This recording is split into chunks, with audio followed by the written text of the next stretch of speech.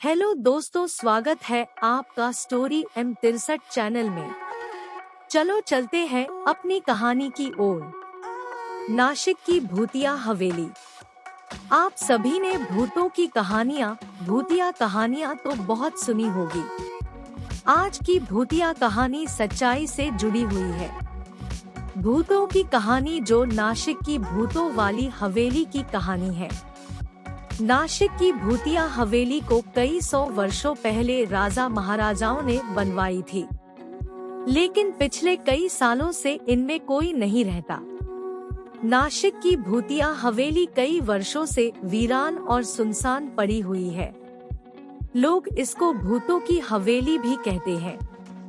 स्थानीय लोग कहते हैं कि भूतों की हवेली में आज भी भूत प्रेत रहते हैं। कोई भी इस हवेली में नहीं जाता। आत्माओं का अध्ययन करने वाले दिल्ली के वैज्ञानिक वैभव प्रजापति को जब नासिक की भूतिया हवेली के बारे पता चला, तो उन्होंने इस भूतों की हवेली के बारे अध्ययन करने का निर्णय लिया, क्योंकि वो पिछले कई समय से की तलाश में थे, ताकि वो भूतिया आत्माओं पर अध्ययन कर सके। वैभव भूतिया हवेली में रहने की तैयारी करने लगे। वो जानना चाहते थे कि क्या सच में भूत होते हैं, भूतों की कहानी क्या है, हवेली का रहस्य क्या है। इसके बाद वैभव दिल्ली से नासिक पहुंचा और अंत में टैक्सी लेकर नासिक की हवेली पहुंच चुका था, जिसके बारे कई भूतिया कहानियां कही जाती थी, जिसको लोग भूतों की हवेली कहते हैं। वैभव ने भूतिया हवेली के नजदीक होटल में रूम ले लिया। शाम होते ही वैभव आवश्यक सामान लेकर हवेली के बाहर जा पहुंचा। वैभव चुपचाप छुपते हुए हवेली का मुख्य दरवाजा खोलने लगे तो पता नहीं कहां से एक आदमी आ गया। अनजान आदमी ने पूछा, आप कौन है? इस वक्त इस हवेली में कोई नहीं जाता। वैभव उस आदमी को देखा और सामान्य होते हुए उस आदमी से पूछा, हेलो, आप कौन है? अनजान आदमी बोला, मैं हरिलाल वर्टिकल बार, यहाँ पास ही में मेरा घर है। मैं यहाँ से जा रहा था, तभी आपको देखा और यहाँ आ गया। क्योंकि बाहरी लोग ही यहाँ आते हैं जिनको इस भूतिया हवेली की कहानी के बारे में नहीं पता होता। जो भी व्यक्ति इस भूतिया हवेली की कहानी के बारे में जानता है, वो शाम और रात के समय इस हवेली के भीतर जाना तो दूर, इसके आसपास भी नहीं आते हैं। वैभव, हाँ, मैंने सुना तो है कि नासिक की ये हवेली भूतिया है। यहाँ कोई नहीं रहता, इसलिए मैं यहाँ आया हूँ, ताकि इस हवेली में रुककर इसकी हकीकत लोगों को बता सकूं। हरिलाल, क्या मतलब है आपका? आप सब जानते हुए भी इस भूत बंगला मतलब इस हवेली में रुकना चाहते हैं? हरिलाल, आप मेरी बात मानो और अभी यहाँ से वापस लौट जाओ।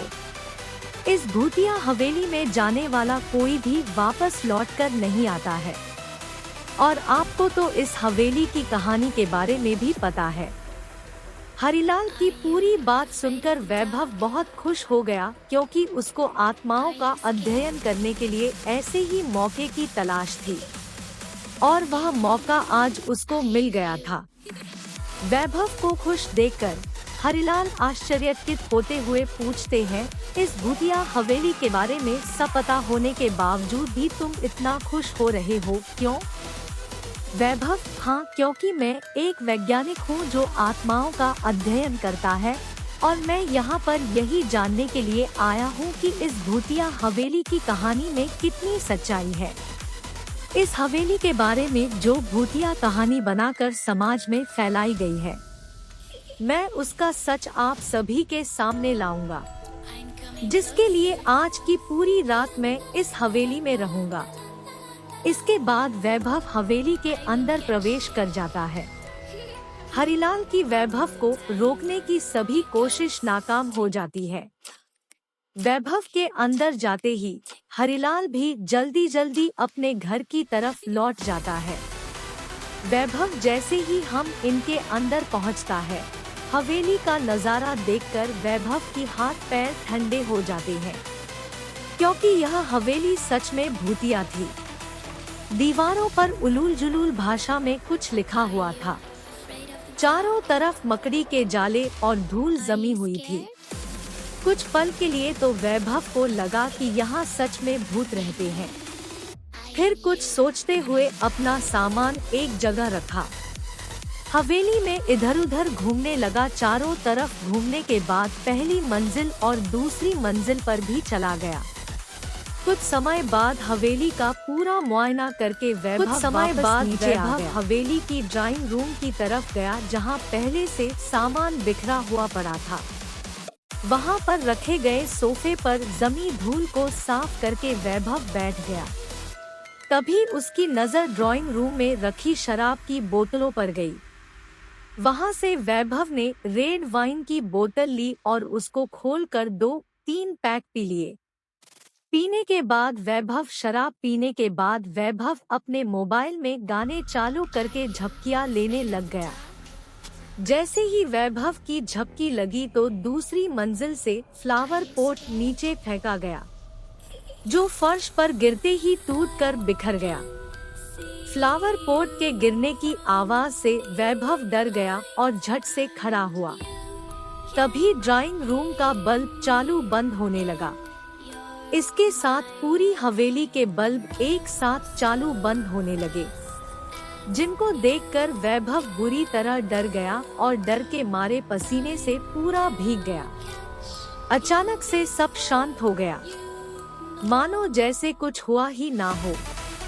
वैभव खुद को संभालते हुए कांपती आवाज में बोला, कौन है, कौन है, कौन है यहाँ? तभी एक कुर्सी वैभव की तरफ उड़ती हुई आई, जिससे बचने के लिए वैभव साइड हो जाता है और कुर्सी दीवार पर लगकर टूटकर वहीं गिर जाती है। ऐसा लग रहा था जैसे वैभव को किसी ने कुर्सी फेंक कर मारी हो। यह सब देखकर वैभव बहुत बुरी तरह डर गया। कुछ सेकंड बाद ही ड्राइंग रूम गोल गोल घूमने लगा। अब वैभव कुछ भी नहीं समझ पा रहा था, बस डर के मारे चिल्लाए जा रहा था, लेकिन वैभव की आवाज को हवेली की चार दीवारी बाहर ही नहीं जाने दे रही थी। डर के मारे वैभव बेहोश होकर वहीं गिर पड़ा।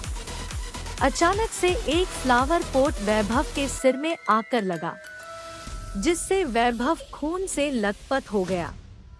कुछ घंटों बाद वैभव को होश आया। जैसे ही उसने घड़ी देखी तो रात के 12 बजे हुए थे। वैभव डर से कांपता हुआ अपना सामान वहीं छोड़ता हुआ दरवाजे की तरफ भागा। वैभव के दरवाजे के पास पहुंचने से पहले ही दरवाजा धड़ाम से बंद हो गया। वैभव ने पूरी ताकत से दरवाजा खोलने को कोशिश की, लेकिन वो नाकाम रहा। वैभव चिल्ला रहा था, प्लीज मेरी मदद करो, मुझे बचाओ। लेकिन वैभव की सभी कोशिशें बेकार थी। वैभव हिम्मत करके जोर से बोला, कौन है, सामने आओ। तभी वैभव के सामने 6 से 7 फुट लंबा एक काला साया भूत उसके आमने खड़ा हो गया, जिसके लाल आंखें आग के समान थी। भयानक डरावना काला चेहरा, जिसको देखकर कोई भी उसके सामने खड़ा होने की हिम्मत नहीं कर पाए। उसके बड़े बाद घुंघराले बाल, बिना पैरों का वो काला साया जमीन से 5 फुट ऊपर हवा में ही घूम रहा था, जिसको देखते ही वैभव का गला सूखने लगा। पूरा शरीर पसीने से तर हो चुका था। वैभव ने पूछा, कौन हो तुम? मुझे क्यों मारना चाहते हो? मैंने क्या नुकसान किया है तुम्हारा? काला साया बोला, भूत, तुमने हवेली में आकर बहुत बड़ी गलती की है। अब तुम जिंदा नहीं बचोगे। मैं सबको मार दूंगा, किसी को भी यहाँ नहीं रहने दूंगा। वैभव, आखिरकार तुम क्यों सबको मारना चाहते हो? इस हवेली में ऐसा क्या है जिसके लिए तुम सभी की जान लेना चाहते हो? काला साया, कई साल पहले इसी हवेली की मालिक ने किसी गलती के मुझे तड़पा कर मार दिया था, और इसी हवेली में मुझे दफना दिया था। मेरी आत्मा हवेली में ही कैद हो गई, क्योंकि यहीं पर मेरा खून हुआ और यहीं मुझे दफना दिया गया। अब मैं किसी को भी इस हवेली में नहीं रहने दूंगा। जैसे मुझे तड़पा तड़पा कर मारा गया था, वैसे ही मैं सभी को तड़पा तड़पा कर मार दूंगा। अब तुम भी मरने के लिए तैयार हो जाओ। कुछ ही समय में वह भूत और भी भयानक हो गया। हवेली में चारों तरफ घूमने लगा, कभी वैभव के आगे कभी पीछे वैभव को बुरी तरह डराने लगा। तभी वैभव ने पुजारी जी द्वारा दिए गए अभिमंत्रित राग को जेब से निकाला और भूत के पास आने का इंतजार करने लगा। जैसे ही वह काला साया वैभव के पास आया तो तुरंत ही वैभव ने अभिमंत्रित राग भूत पर फेंक दी। अभिमंत्रित राग के गिरते ही भूत भयानक आग में जलने लगा और जलकर भस्म हो गया। अब उसकी आत्मा हवेली को छोड़कर अलौकिक दुनिया में जा चुकी थी। वैभव ने राहत की सांस ली और हवेली की सभी लाइटों को जलाकर वही ड्राइंग रूम में रखे सोफे पर सो गया। दूसरे दिन सुबह जब वैभव की आँख खुली तो 7 बज चुके थे। उसके बाद वैभव ने अपना सामान उठाया और हवेली से बाहर आ गया। तभी हरिलाल गांव के कई लोगों के साथ हवेली के दरवाजे पर आता दिखाई दिया।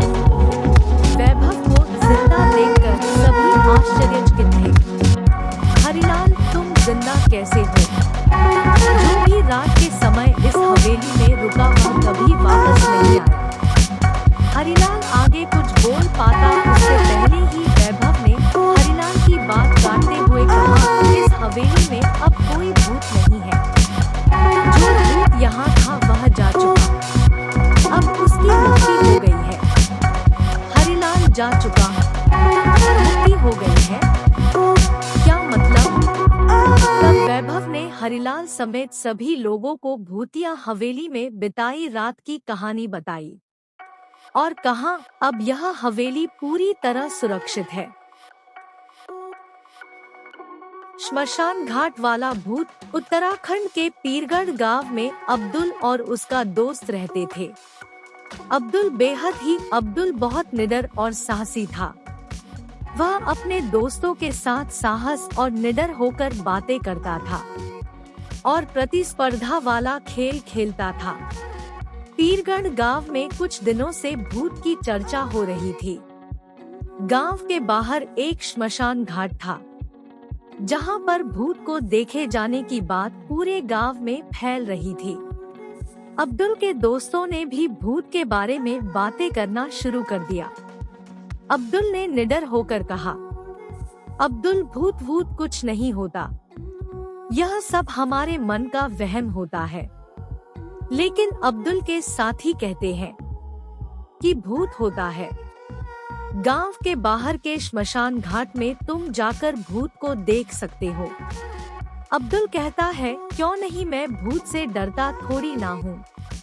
सभी ने शर्त लगाई कि अब्दुल रात के अंधेरे में जाकर श्मशान घाट में किले गाड़ कर आएगा और सुबह सभी को वह कीले दिखाएगा जो उसने रात में गाड़ेगा।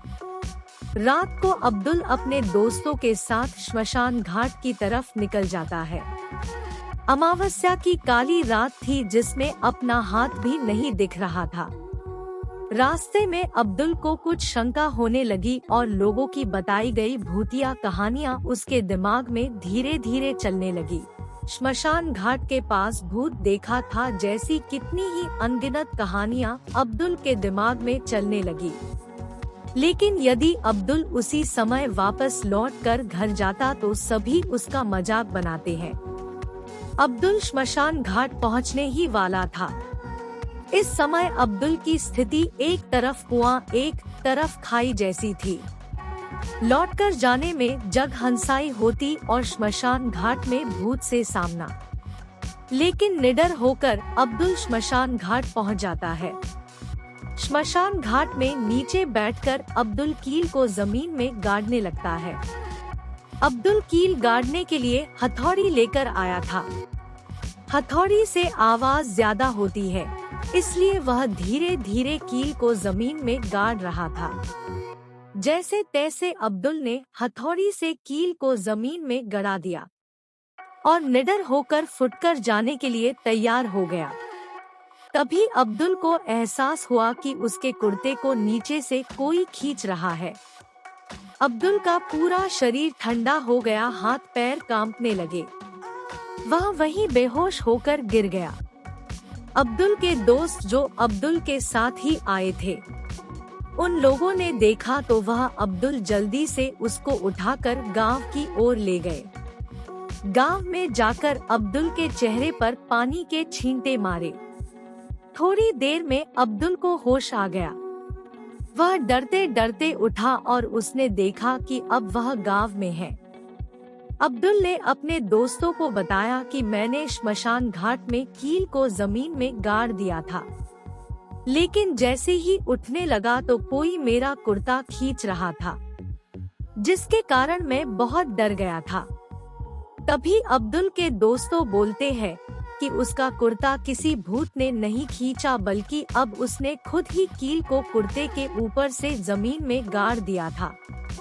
और जब मैं खड़ा होने लगा तो कील में फंसा होने के कारण कुर्ता खींचा हुआ महसूस हुआ। अब्दुल सभी लोगों से माफी मांगता है, लेकिन सब लोग अब्दुल के साहस और निडरता से बहुत प्रसन्न हुई है और उसको शाबाशी देते हैं। हेलो दोस्तों, स्वागत है आपका एक न्यू बरगद के पेड़ वाली चुड़ैल की कहानी में। बरगद के पेड़ वाली चुड़ैल। आज आपको चुड़ैल वाली कहानी की सच्ची घटना के बारे में बताने वाले हैं। चुड़ैल का नाम सुनते ही लोग के दिल दिमाग में भयानक डरावनी शक्ल वाली भूतनी का चेहरा सामने आ जाता है। तो चलिए शुरू करते हैं चुड़ैल की कहानी। मुझे बचपन से ही भूतों से बहुत डर लगता था। लोग अक्सर सांप, बिच्छू, शेर, चीता, भाग जैसे खूंखार जानवरों से डरते हैं, लेकिन मुझे इन खतरनाक जानवरों की बजाय भूतों और चुड़ैलों से डर लगता था। भूतों और चुड़ैलों से डर लगने के कारण यह भी था कि भूतों और चुड़ैलों के सामने तो यह खूंखार जानवर भी नहीं टिक सकते। जब यह खूंखार जानवर आप किसी पर हमला करते हैं तो उसे पता चल जाता है कि हमला किसने और कहां से किया है, लेकिन भूत और चुड़ैल तो आपको बिना देखे ही आपकी जान ले सकते हैं, आपका नामो निशान मिटा सकते हैं। हमारे गांव में भूतों की कहानियां की कोई कमी नहीं थी। लोग अक्सर भूतों की कहानियां, भूतों के अनुभव, चुड़ैलों की कहानियां कहते मिल जाते थे। नहर के पास वाला भूत जो बारिश में 12 मवेशियों को नहर में डूबा कर अपना भोजन नहीं कर लेता था, तब तक वह नहीं मानता था। सड़क वाला भूत जो लोगों को सड़क दुर्घटना में मार देता था। कुएं वाला भूत जो कुएं के नजदीक वाली जमीन के मंजर होने का कारण था। सबसे खतरनाक, रहस्यमय और डरावनी थी सूखे बरगद के पेड़ वाली चुड़ैल। गांव में रिवाज था कि ऊपर लिखी सभी जगहों पर दीपावली को दिए जलाए जाते थे। माना जाता था कि दिए जलाने से भूत चुड़ैल शांत रहते थे।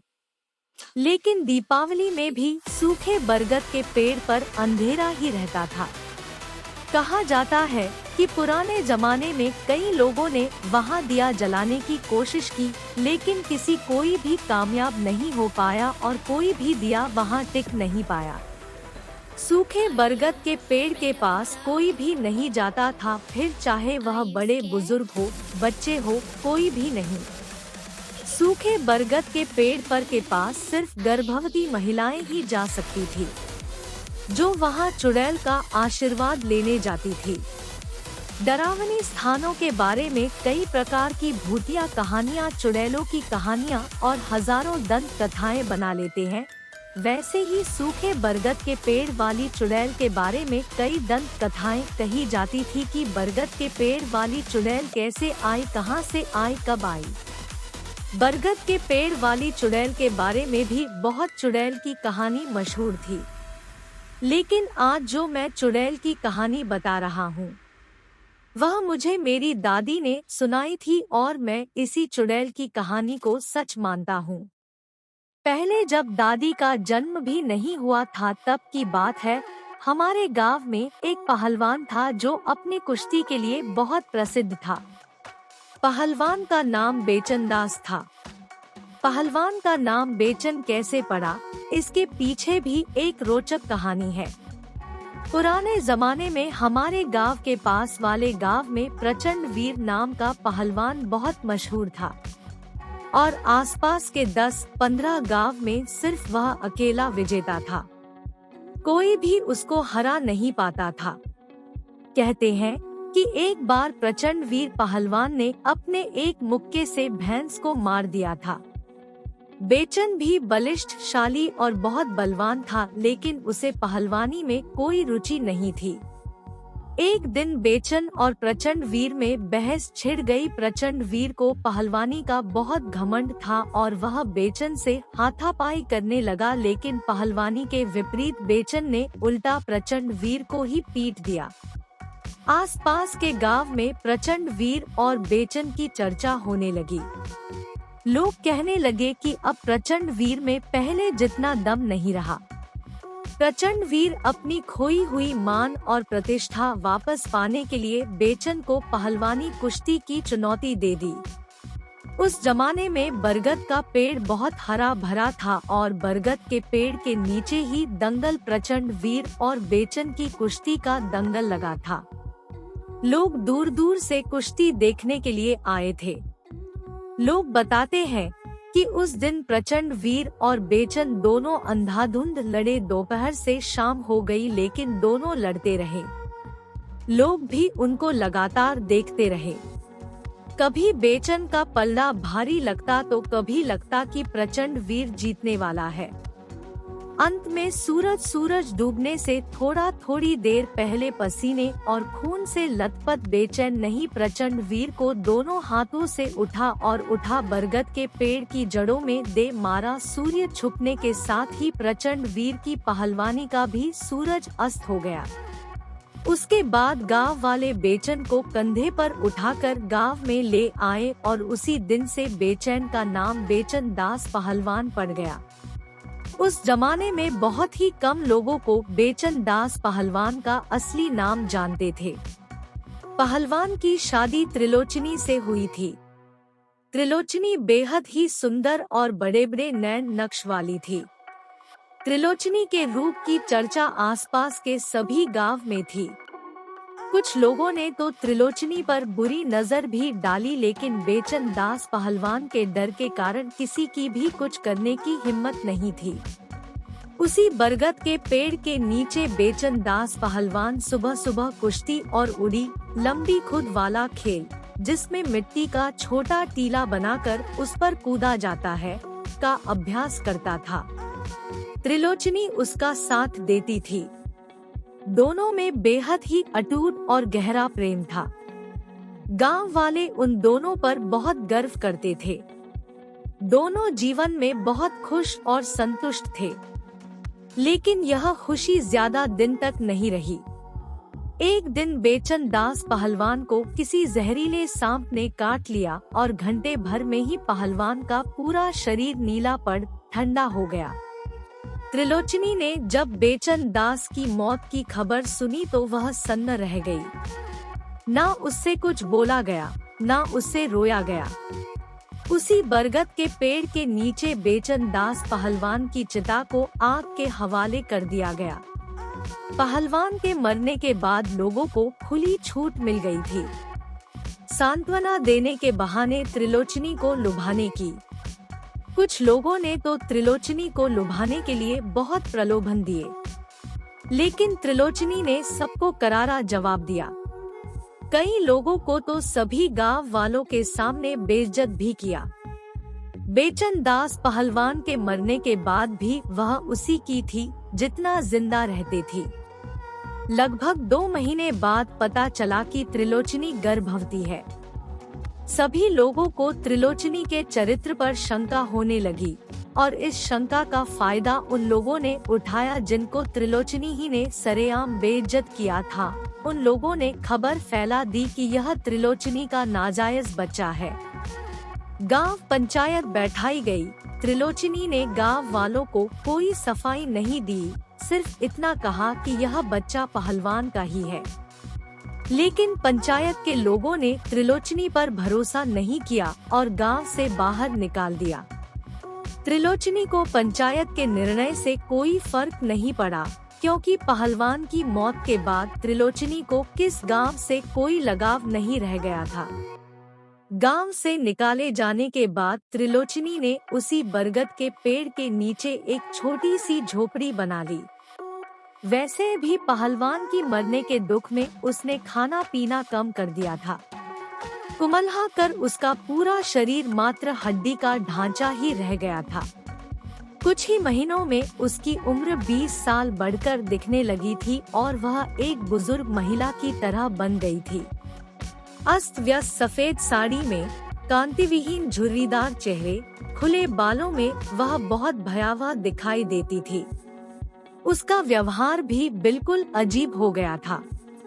त्रिलोचनी उस बरगद के पेड़ के नीचे बैठे बैठे खुद से बातें करती थी। वो ये मानने लग गई थी कि उसका पति और पहलवान अब भी जिंदा है और यही बरगद के पेड़ के नीचे कुश्ती और उड़ी का अभ्यास कर रहा है। बस आप थोड़ी और कोशिश करो, आधा हाथ और कूदो, फिर आप सबको पछाड़ दोगे। आज अभ्यास में आपका मन नहीं रहा जैसी आवाज बरगद का पेड़ के पास रात भर सुनी जा सकती थी। कभी कभी त्रिलोचनी रात में उठकर जोर जोर से ताली और ढोल बजाने लगती, जैसा पहलवान के कुश्ती जीतने पर करती थी। गांव वालों ने रोशनी को जीते जी भूत चुड़ैल मान लिया था। कोई भी इंसान उससे बात नहीं करता था। त्रिलोचनी ही रात के समय गांव के कुएं पर पानी भरने आती थी। तब गांव की औरतों से 2-4 बातें कर लेती थी। गांव की औरतें भी उसके गर्भवती पेट को देखकर उस पर दया दिखाकर कभी कभी उसे कुछ खाने को दे देती थी। एक दिन गांव में बहुत जोर से बारिश हो रही थी। काले बादल, घनघोर अंधेरी रात में त्रिलोचनी प्रसव पीड़ा से तड़प रही थी और दर्द से जोर जोर से चिल्ला रही थी। तेरी रात में बिजली की चमक में, काली अंधेरी रात में बिजली की चमक से बरगद के पेड़ के नीचे बनी त्रिलोचन की झोपड़ी बहुत ही भयावह डरावनी लग रही थी। फिर भी गांव की एक औरत बहुत हिम्मत करके त्रिलोचनी के पास गई। त्रिलोचनी ने मरे हुए बच्चे को जन्म दिया था। उस औरत ने त्रिलोचनी को बताया कि बच्चा जिंदा नहीं है, मर गया है। तो त्रिलोचनी शेरनी की तरह उस औरत पर झपटी और उसके हाथ से अपना मरा हुआ बच्चा छीनते हुए बोली, नहीं, मेरा बच्चा जिंदा है, वह बस अभी सो रहा है। तुम यहाँ से भाग जाओ और मेरे बच्चे को सोने दो। त्रिलोचनी के दांत और आंखें बाहर आ गए थे। नाक और मुंह में खून उतर आया था। काली रात में चमकती बिजली की चमक से उसका चेहरा बहुत ही डरावना लग रहा था। वह औरत तुरंत वहां से भाग खड़ी हुई थी। 2 दिन तक त्रिलोचनी को किसी ने भी नहीं देखा था। बस बरगद के पेड़ के नीचे से लोरी की आवाज आती थी। फिर एक दिन त्रिलोचनी ने जरीदार रंग बिरंगी साड़ी निकाली जो उसने पहलवान से शादी करते समय पहनी थी। त्रिलोचन ने साड़ी पहनी, सारे गहने पहने और आंखें, चेहरों पर काजल लगाया और माथे पर ढेर सारा सिंदूर लगाकर कुएं पर पानी भरने आई। गांव की औरतों ने त्रिलोचनी से पूछा कि त्रिलोचनी, तुम्हें क्या हो गया है? यह कैसा भेष बना रखा है तुमने? एक बुढ़िया ने हुए की जगत पर पूछा, अरे काकी, आज नन्ही के बाबा यहाँ आने वाले हैं, वह नन्ही को देखकर बहुत खुश होंगे। नन्ही कौन? नन्ही? अरे काकी, मेरी छोटी बिटिया बहुत बदमाश है, वह पूरा दिन बस होती ही रहती है, अब इसके बाबा आएंगे तब जागेगी। इस पर बुढ़िया कुछ जवाब नहीं दे पाई, बस आंखें फाड़कर त्रिलोचनी को देखती रही। उसी रात त्रिलोचनी ने बरगद के पेड़ के नीचे बने झोपड़े के पास एक छोटा गड्ढा खोदा और अपनी मरी हुई बिटिया को उस गड्ढे में रखकर उसके पास अपने सारे गहने और कपड़े उतार कर रख दिया और गड्ढे को मिट्टी से ढक दिया। इसके बाद त्रिलोचनी ने एक सफेद साड़ी पहनी और दूसरी सफेद साड़ी से झोपड़ी के ऊपर चढ़कर खुद को फांसी लगा ली। कहा जाता है कि किसी की भी उसे झोपड़ी के पास जाने की हिम्मत नहीं हुई और त्रिलोचनी की लाश को गिद्धों ने नोच नोच कर खा डाला। त्रिलोचनी की सफेद साड़ी के चिथड़े भी कई दिनों तक बरगद के पेड़ पर ऐसे ही लटकते रहे थे। त्रिलोचनी की मौत के साल भर बाद बरगद का पेड़ भी सूख गया था, जिसका वैज्ञानिक कारण बताया जाता है कि बरगद के पेड़ के पास वाली नहर सूख गई थी। हो सकता है पेड़ के सूखने का कारण भी वह नहर ही हो। जब गांव में जन्म के समय 1-2 बच्चों की मौत हो गई, तो लोग उसको त्रिलोचनी की घटना से जोड़ने लगे। गांव वालों ने तांत्रिक को बुलाकर बरगद के पेड़ के तने पर धागे लपेट दिए और झोपड़ी की जगह एक छोटा सा मंदिर बनवा दिया, जहां सिर्फ गर्भवती महिला ही जा सकती थी और धागा लपेटकर अपने बच्चे की सुरक्षा के लिए आशीर्वाद मांगते थी। मेरे दादाजी ने भी मेरे पिताजी के जन्म से पहले ही वहां जाकर भागी लपेटे थे और मेरी माताजी ने मेरे लिए भी ऐसा ही किया था। जब मैंने बहुत जिंदगी तब मेरी दादी ने मुझे यह कहानी सुनाई, जिसके बाद में कई रातों तक सो नहीं पाया था। आंख बंद करते ही बरगद का सूखा पेड़ और त्रिलोचनी की भयावह सूरत सामने आ जाती थी। उम्मीद है आपको बरगद के पेड़ वाली चुड़ैल की कहानी अच्छी लगी होगी। वैसे बड़े होने के बाद मैंने भूत प्रेतों पर विश्वास करना बंद कर दिया, लेकिन आज तक मेरी कभी हिम्मत नहीं हुई कि मैं उस बरगद के पेड़ को देखने जाऊं। हमें उम्मीद है आपको यह हिंदी कहानियां पसंद आई होगी, तो आप इसे शेयर कर सकते हैं। कृपया अपने कमेंट्स के माध्यम से बताएं कि आपको यह कहानी कैसी लगी। उसकी बहन के साथ कुछ तो भयानक हुआ। यह कहानी सारा और उसकी बहन रोज की है। दोनों एक दिन कहीं बार घूमने गई थी। वहां पर कुछ ऐसा हुआ कि दोनों में से एक बहन गुम हो गई। फिर दूसरी बहन मेरे पास आई। फिर मैंने किस प्रकार उसकी बहन को खोजा, वह तो आपको इस कहानी को पूरा पढ़ने के बाद ही पता चलेगा। तो चलिए शुरू करते हैं। हेलो, मेरा नाम पिके है और मेरी टीम मेंबर और मेरी दोस्त जिंसी, जो मेरी कैमरा वीमेन भी है। मेरे पास एक लड़की का कॉल आया। उसने अपना नाम सारा बताया। उसने अपनी बहन के गुम हो जाने की खबर हमको दी थी। चलिए अब हम आपको उनसे लाइव मिलवाते हैं। पिके, हेलो सारा, मैं पिके बोल रहा हूँ। क्या तुम मुझे अपने बारे में विस्तार से बता सकती हो ताकि हम तुम्हारी मदद करने में ज्यादा कंफर्टेबल हो सके? सारा, मैं और रोज हम दोनों सगी बहनें हैं। हम दोनों गोयनका हॉस्पिटल में नर्स का काम करती हैं।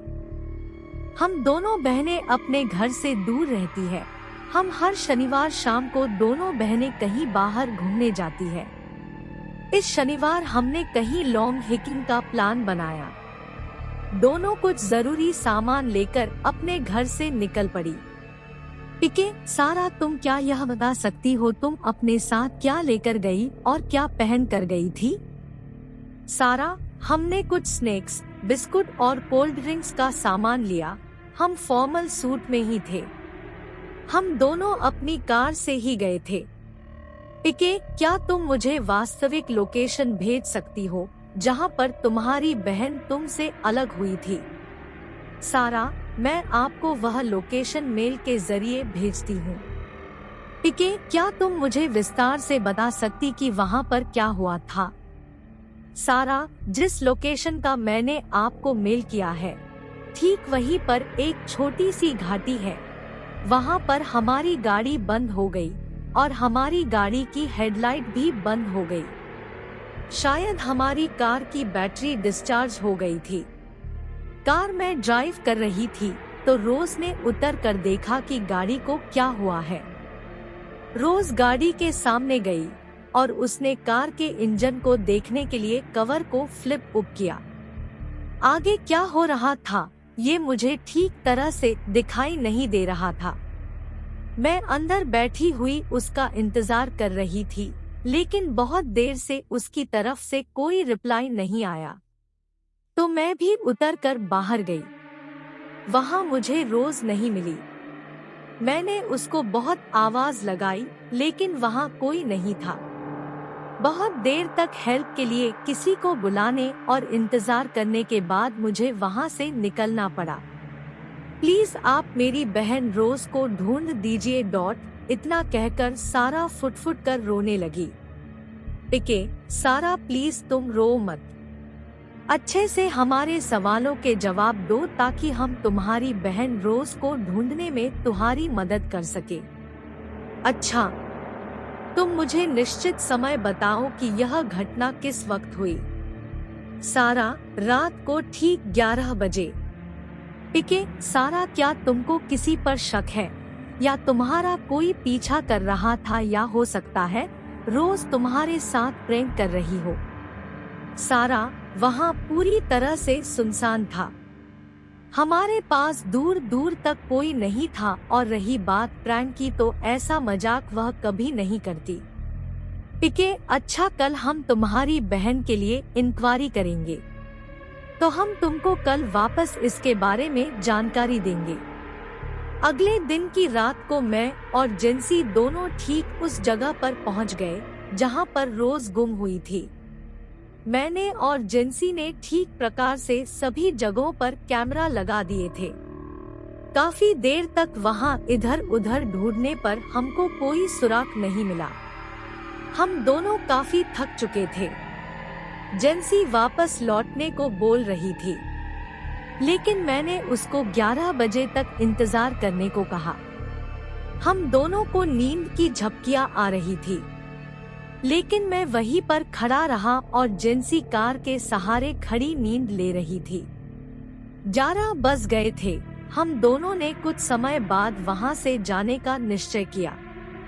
तभी अचानक मेरे सामने वाले कैमरे में मुझ कुछ हलचल दिखाई दी।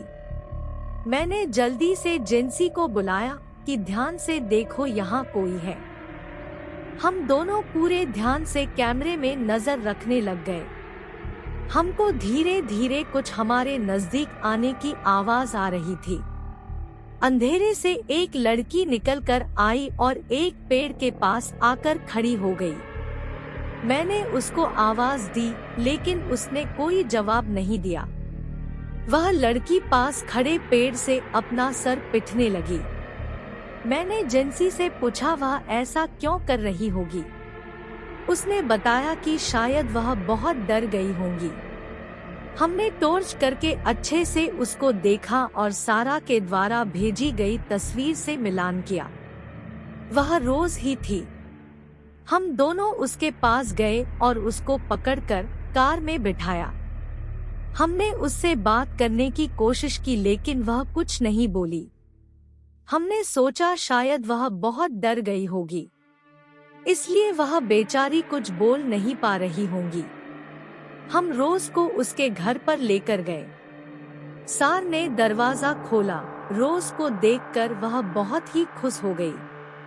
वह रोज को अंदर लेकर गई, उसको पीने के लिए पानी दिया और उसको पूछा कि उसके साथ क्या हुआ था, लेकिन रोज कुछ नहीं बोली। हम दोनों को वापस लौटना था, इसलिए मैंने सारा को आवाज लगाई। मैंने उसको बताया कि हम रोज का इंटरव्यू करने के लिए कल सुबह यहाँ पर आएंगे। इतना कहकर हम वहाँ से चले गए। मैं और जेंसी दोनों टाइम पर वहाँ पहुँच गए। मैंने सारा को आवाज लगाई, लेकिन कोई उत्तर नहीं मिला। हमने उसका कमरा भी चेक किया, लेकिन कोई नहीं मिला। जेंसी को शक हुआ। और उसने बताया कि हमको कैमरा चेक करना चाहिए। मैंने पूछा कौन से कैमरा? जेंसी ने बताया कि कल रात को उसे रोज पर शक हुआ था, इसलिए दोनों बहनों के कमरे में कैमरे लगा दिए थे। इस काम के लिए मैंने जेंसी को शाबाशी दी। जेंसी दोनों हिडन कैमरा को निकाल कर लाई और पीसी से कनेक्ट कर दिए। रात को लगभग 2 बजे रोज उठी थी और अपने कमरे से बाहर गई थी। इस कैमरा में इसके अलावा कुछ नहीं था। दूसरा कैमरा में 2 बजे रोज सारा के कमरे में गई थी। रोज ने चुपके से सारा के पैर पकड़े और उसको घसीटते हुए बाहर लेकर गई। इसके बाद क्या हुआ, इसका पता लगाने के लिए हमारे पास कोई भी सबूत नहीं था, इसलिए हमने अपनी तहकीकात को यहीं पर निरस्त कर दी। लेकिन अगले दिन हम फिर 11 बजे उस घाटी के पास और रात को 2 बजे उस कमरे में काफी देर तक रुके रहे।